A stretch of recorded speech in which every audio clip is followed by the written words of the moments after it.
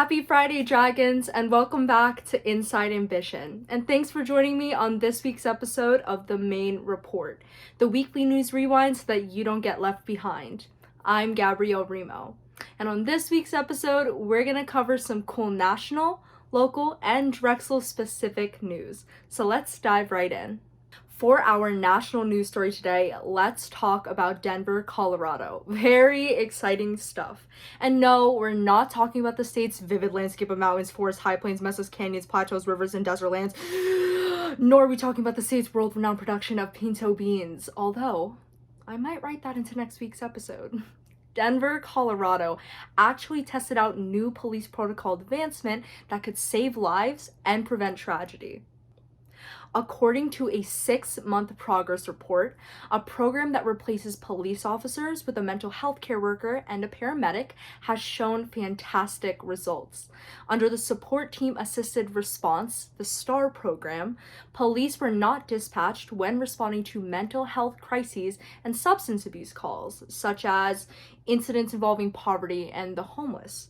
Instead, healthcare workers are equipped with the training and expertise to handle these situations and were called to the scene. Of course, all calls they responded to showed no evidence of violence, weaponry, and criminal activity. Over the course of the program, healthcare workers responded to about 6 calls daily, Monday to Friday, approximately 748 calls total. These calls included narcotic incidents and mental health episodes, and none of these cases required help from the Denver police, and no parties involved were arrested or seriously injured.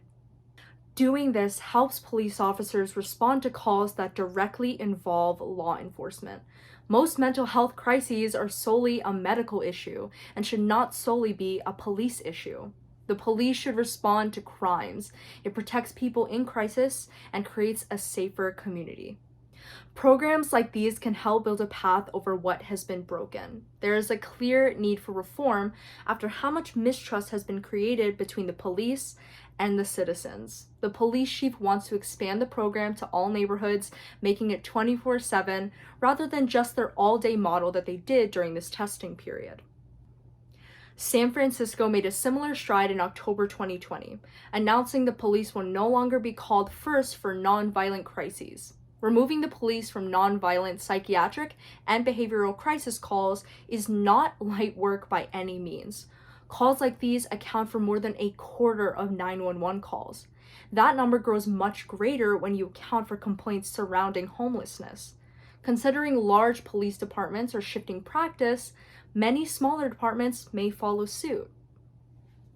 Overall, it is never too soon and it is never too late to make a change.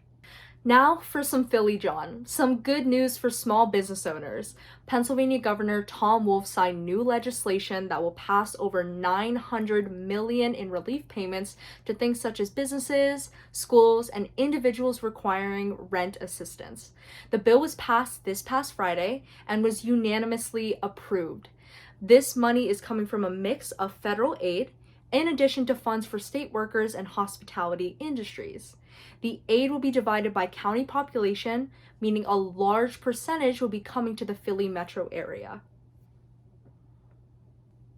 Moving along, as we reported last week, Philly has cut ties with the organization Philly Fighting COVID.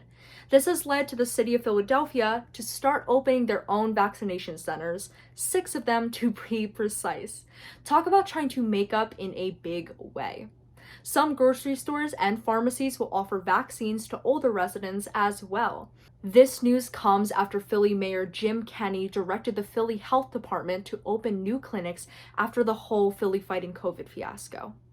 However, because of the high amount of people and the low amount of doses, it may be a while till everybody gets vaccinated. So far, they've opened their first clinic as of February 3rd, which should lead to them expanding their distribution sooner, meaning as more doses become available, more people will have access to them. And onward to Drexel news.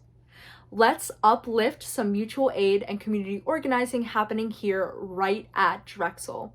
On January 14th, the Be Smart 10-week entrepreneurship program concluded its 2021 sessions with the commitment of over $250,000 to support early stage and small businesses owned by women of color. Given the opportunity to pitch their businesses for loans and grants to fund startup costs and expansion. For example, 2 businesses receiving loans are Advocate for Me, a Black-owned childcare center that provides high-quality programming for special needs children and their families, as well as Flourish Bake Shop, an Asian American and Pacific Islander-owned bakery offering high-quality custom-baked goods. The program, consisting of developmental workshops, had 5 small business owners move on from the program with a well-developed business plan, pitch deck, and capability statement. And within the past 3 years, the Be Smart program has committed over $132,000 in loans to participating small businesses and entrepreneurs. Where a high percentage of participants are people of color, minorities are receiving the recognition and aid they deserve. But that is all I have for you this week, friends. From Colorado police reform, relief bills, vaccine clinics, and female empowerment, a lot happened in our world this week. Thank you for spending your minutes with me, and I hope you will join me next Friday for another edition of the Main Report. Be well.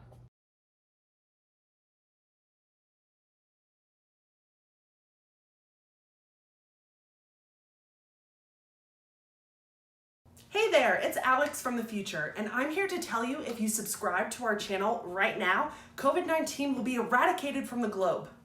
Don't believe me? Go ahead, subscribe, you'll see.